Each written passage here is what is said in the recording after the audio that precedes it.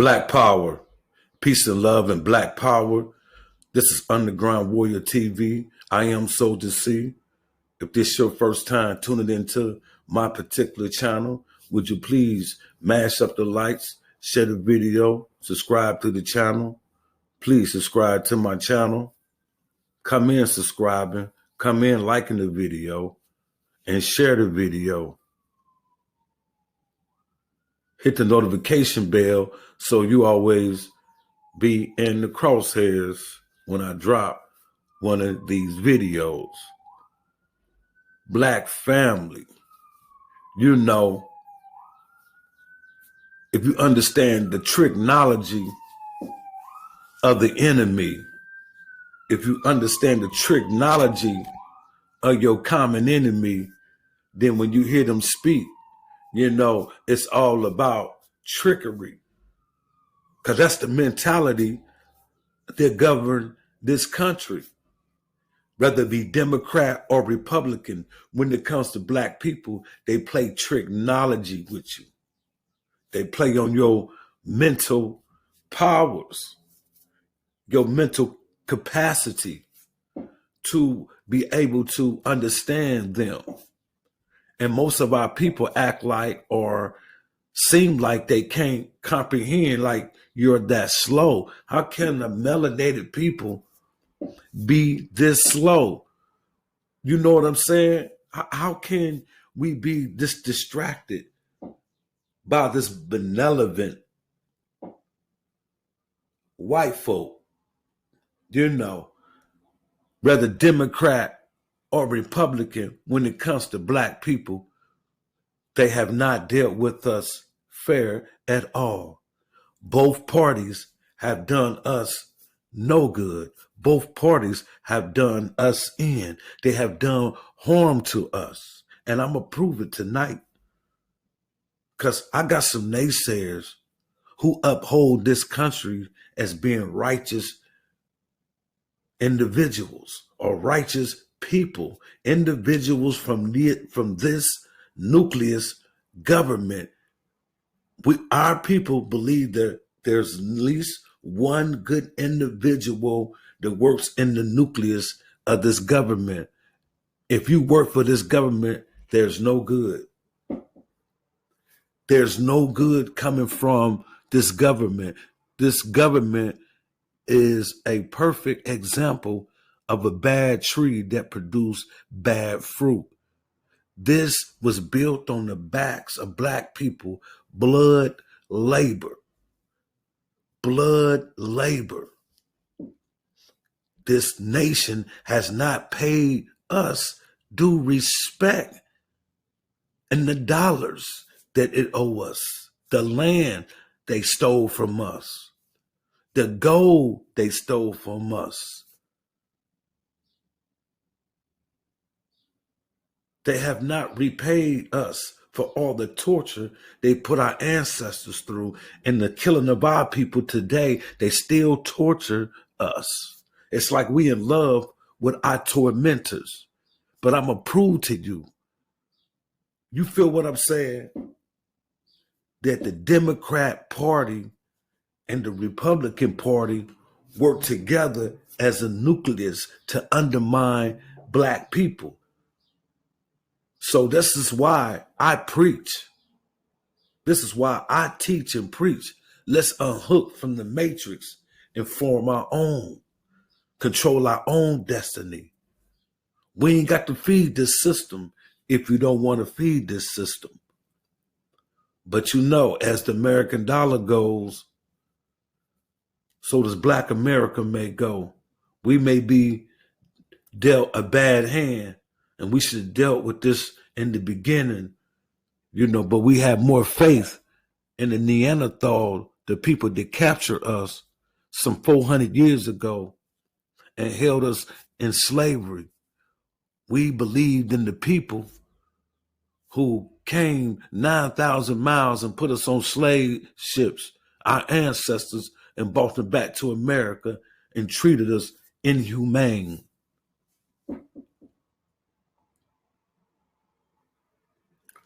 Fam, President Joe Biden this past Saturday, denounces white supremacy as the most dangerous terrorist threat to the nation in its commencement address to Howard University graduating class.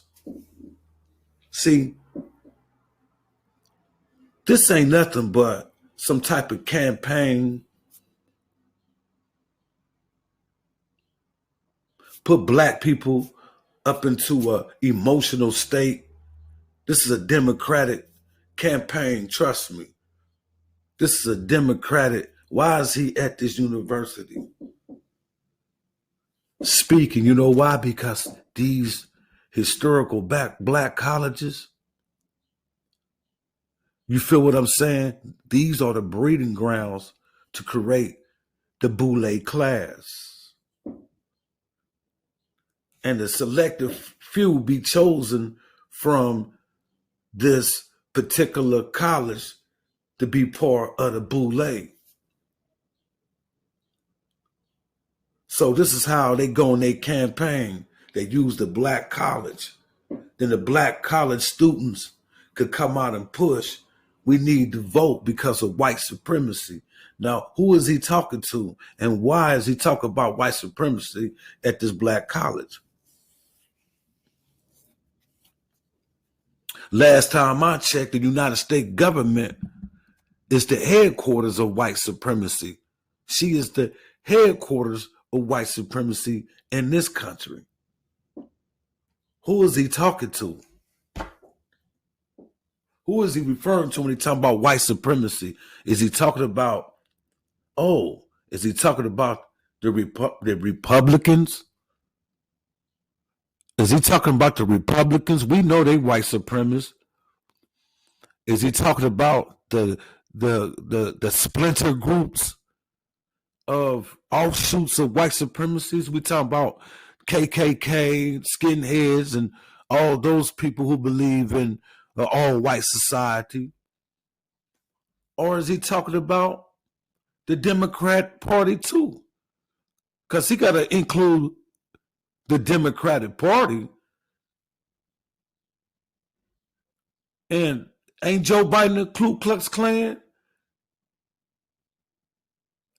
If he passed that 1994 crime bill, if he coined that and he say he don't feel bad about that particular crime bill, Bill Clinton's try to forgive, not try to forgive, but Bill Clinton tried to apologize for that crime bill amongst a spectacular spectacle of people where he was speaking at, I think in Arkansas, and he said he got that crime bill wrong and they booed him. They didn't forgive him for that. But Joe Biden says he don't apologize. He doesn't apologize for the 1994 crime bill locking black people up in that mass incarceration.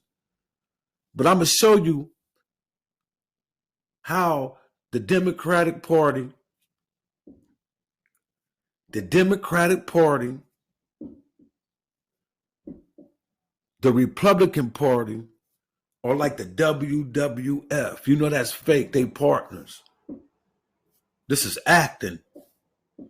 They put on this big show how they are against each other. And they are against each other in certain areas. But when it comes to undermining black people, they both agree. They both agree.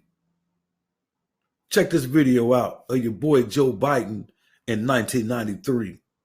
Him and a Republican, how they coincide together to undermine black people. This video presentation is used as fair use as a disclaimer for educational purpose only. All instrumental music is used as fair use for educational purpose only as a disclaimer. If we can keep our minimum mandatory sentencing provisions, if we can put more police officers on the streets, if we can build more courts, have more prosecutors, if we will commit ourselves to be as outraged about crime as the people who are victims are outraged, I believe we're going to begin to turn the tide, and I believe this bill is going to be an important part of it. I yield the floor. Senator's time has expired. Senator from Delaware. Madam President, I yield myself 3 minutes. Madam President, it's been a real pleasure to work with my friend from Texas. We most times are on opposite sides of issues. This time we're on the same side. But it is, I realize in this business it's difficult for us to, notwithstanding the fact we're personally cooperating on this bill, for us to dismiss the prospect of some partisanship. Let me set the record straight on this bill. The underlying bill, which is now the Biden-Hatch bill, was the Biden bill. A guy named Biden wrote that bill, and he wrote that bill by going down and sitting down with the President of the United States of America, not with his Attorney General, not with anyone else, with Bill Clinton, President of the United States of America, who between the time he got elected in November until the time he was sworn in, called me at my home on 6 separate occasions. And he unfortunately doesn't need a lot of sleep. Sometimes literally, and I say this on the record, as late as 11:30 at night, to discuss why I wasn't moving quicker on the Biden crime bill from before. I sat with him, not with his Attorney General. He wanted 100,000 policemen. He does not view this as a social issue as opposed to trying to bring peace and security to the streets. As governor of the state of Arkansas, he presided over, as governor, the execution of individuals within the state and the death penalty. He supports the death penalty. He is the fellow who insisted that I bump this up from initially to when I said, where are we going to get the money? He said, well, all I know is I want 100,000 cops. I made that commitment. He had endorsed the Biden crime bill as a candidate when he ran. He is the one who talks about the need for stiffer penalties. So notwithstanding the fact some of the old Democrats and former presidents who were Democrats before Carter, I suspect, I don't know who we're talking about here, but in the old days, it is true. When Richard Nixon was running for president, Richard Nixon used to talk about law and order, and the Democratic response was law and order with justice, whatever either one of those meant. I never knew. I was running then in 1972. I didn't think Richard Nixon knew what it meant, and I didn't think the opposition knew what it meant. This president is very, very straightforward and simple. He knows there are 2 basic steps here. One step is you must take back the streets. And you take back the streets by more cops, more prisons, more physical protection for the people. He also understands what my friend from Texas understands, and he doesn't talk a lot about, but he signed on to in this bill. He also understands the need to keep people who are first-time offenders, who are nonviolent offenders, or who are potential time offenders who haven't gotten, I yield myself an additional 3 minutes, who in fact are people who are getting themselves into the crime stream for the first time, that they should be diverted from the system. So I hope this crime bill, when it passes, the Biden-Hatch crime bill, as it becomes law, God willing, I hope that we will have ended once and for all this notion that is a hangover from the 60s, that somehow Democrats are weak on crime and Democratic presidents are weak on crime and Republicans are tough on crime. The truth is, every major crime bill since 1976 that's come out of this Congress, every minor crime bill has had the name of the Democratic senator from the state of Delaware, Joe Biden, on that bill, and has had a majority vote of the Democratic members of the United States Senate on the bill. So one of the things I want to do in addition to ending crime is end the political carnage that goes on when we talk about crime. Crime is not Democrat or Republican. Making the streets safe is not a Democratic or Republican issue. This is one of those issues I hope this passage of this bill will be taken out of the gridlock category and moved into an emerging consensus. And the consensus is as follows, and I will cease when I finish this statement. The consensus is A, we must take back the streets. It doesn't matter whether or not the person that is accosting your son or daughter or my son or daughter, my wife, your husband, my mother, your parents. It doesn't matter whether or not they were deprived as a youth. It doesn't matter whether or not they had no background that enabled them to become socialized into the fabric of society. It doesn't matter whether or not they're the victims of society. The end result is they're about to knock my mother on the head with a lead pipe, shoot my sister, beat up my wife, take on my sons. So I don't want to ask what made them do this. They must be taken off the street. That's number one. There's a consensus on that. The Democratic chairman of the Judiciary Committee, the Democratic president of the United States of America, the Democratic attorney general, the Republican leader of this effort, Senator Hatch, the Republican senator from Texas, we all agree on that. Now, we can find some fringe folks in the study groups on the right wing and left wing, libertarians and left-wingers in my party who say, no, that's not what we should do. But politically, that consensus has been arrived at. I acknowledge there was not that consensus in the 60s. There is today.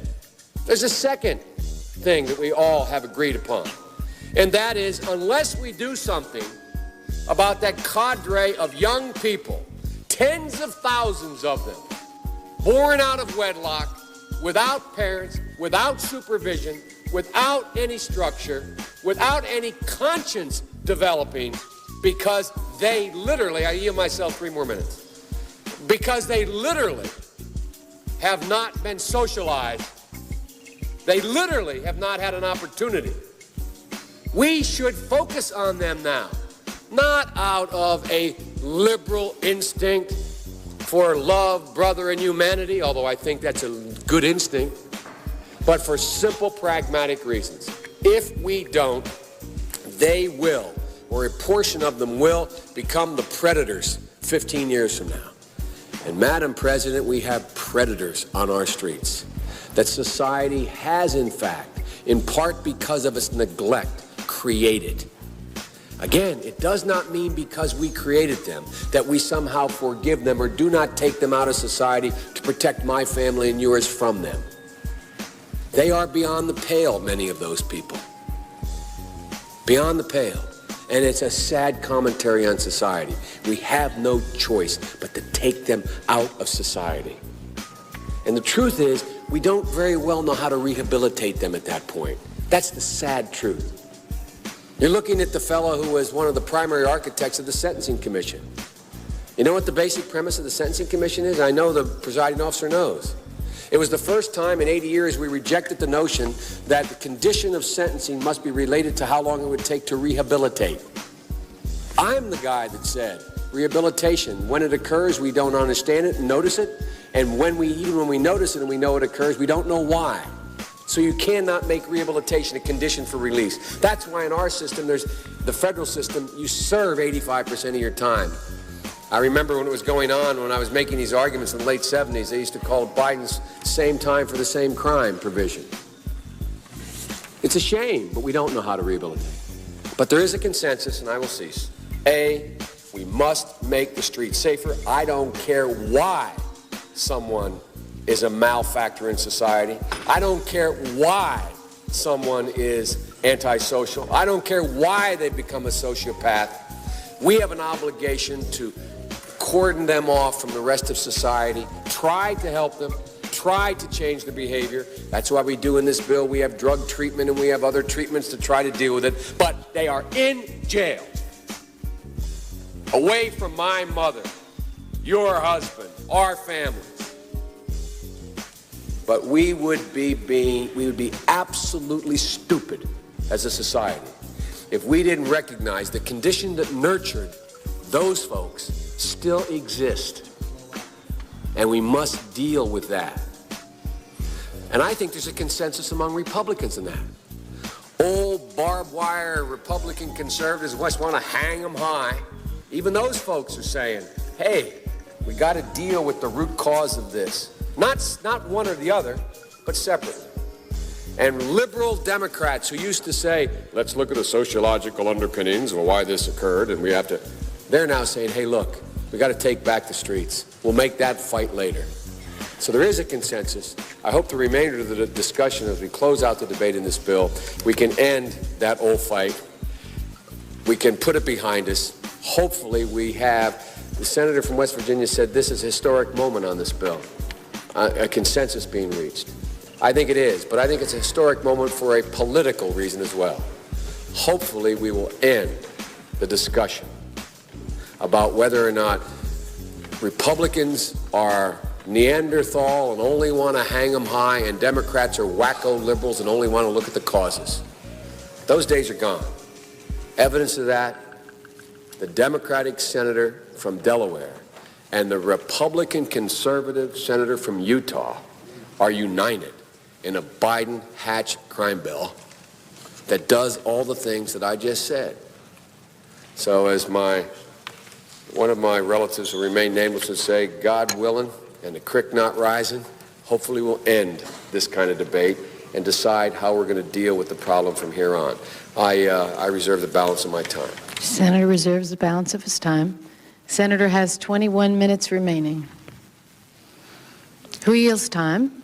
President, I yield myself an additional minute. I would like to put into the record the endorsement letters from the 6 major police organizations: the Fraternal Order of Police, the National Association of Police Organizations, the International Brotherhood of Police Officers, International Association of Chiefs of Police, the National Sheriff's Association, National Troopers Coalition, and Delaware State Troopers Association, National Organization for Victims Assistance, National Victims Center, National Association for Crime Compensation Boards, and National Association of State Alcohol and Drug Abuse Directors, Incorporated. I would like to say, we would not have this bill. I've worked for 5 years in this bill with the police of this nation. Every one of those police organizations I've spoken about, their leaders have sat in my office, in my conference room, in my inner office for literally, if you add it all up, several hundred hours. We would not be here were it not for the police helping fashion this bill. And I want to pay public tribute to them now. Another thing about how perspectives change over time. Bobby Rush, member of Congress, said the other day, I'm ashamed that I voted for the '94 crime bill. You ashamed of that bill? Not at all. In fact, I drafted the bill, as you remember. I know that. And by the way, another thing about how perspectives change over time. Bobby Rush, member of Congress, said the other day, I'm ashamed that I voted for the '94 crime bill. You ashamed of that bill? not at all.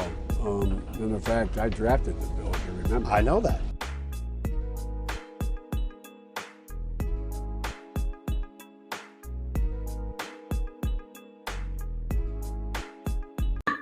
Now, wasn't that Joe Biden, the Senator Joe Biden in 1993, talking bad about black people? Ain't that white supremacy too? And that guy that stood up, that spoke before he did, the Texas Phil Graham, the representative from Texas, ain't no mystery. But anyway, Joe Biden, he goes on to say at the school, y'all, at this Howard University, that white supremacy is the single most dangerous terrorist threat in our homeland. Biden said, and I'm not saying that because I'm at an HBCU. He said that everywhere he go. He only talk about white supremacy when it's time to go on the campaign. He only talk about white supremacy when he talk about the Republican Party, but it doesn't include the Democratic Party. You feel what I'm saying? So that's what I'm saying, black people. We must not get caught up in the tricknology. Both parties had done us a disservice. Now, wasn't that 1994 crime bill white supremacy? You feel me? It's white supremacy all day long. What I'm trying to understand, why no students spoke Joe Biden, spoke to Joe Biden and asked him, why is there a lack of government programming when it comes to them funds to replenish and plush out and upscale Black communities? If you want to see Black communities flourish, give us the necessary monies to be able to make this happen. You send money to Ukraine. Ukraine ain't did a damn thing. Ukrainians did build America. Blacks build America. You owe down. We're not asking for a handout. We talking about what you owe us. So that's the thing. See, these Negroes will forget about our history. This is why these Republicans working hard to take the history up out of the schools. So you can start reminding us that you owe us. Joe Biden, ain't it white supremacy? Joe Biden, you didn't run on the campaign of trying to pay blacks back, the money that they owe us, reparations. Ain't it white supremacy when cops in America keep killing blacks? Ain't that a form of white supremacy?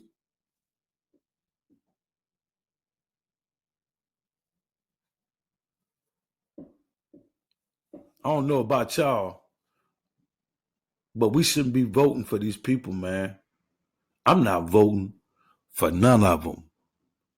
I'm not voting unless somebody's standing up, running on a campaign to issue Black people what they owe us. That's that check. Cut my check. Now he up at this HBCU college.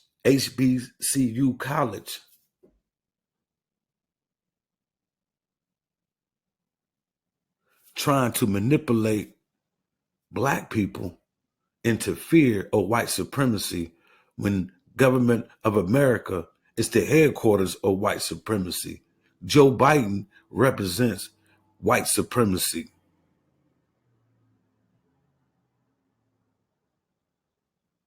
Peace and love and Black power. Mash up the likes, share the video, subscribe to the channel.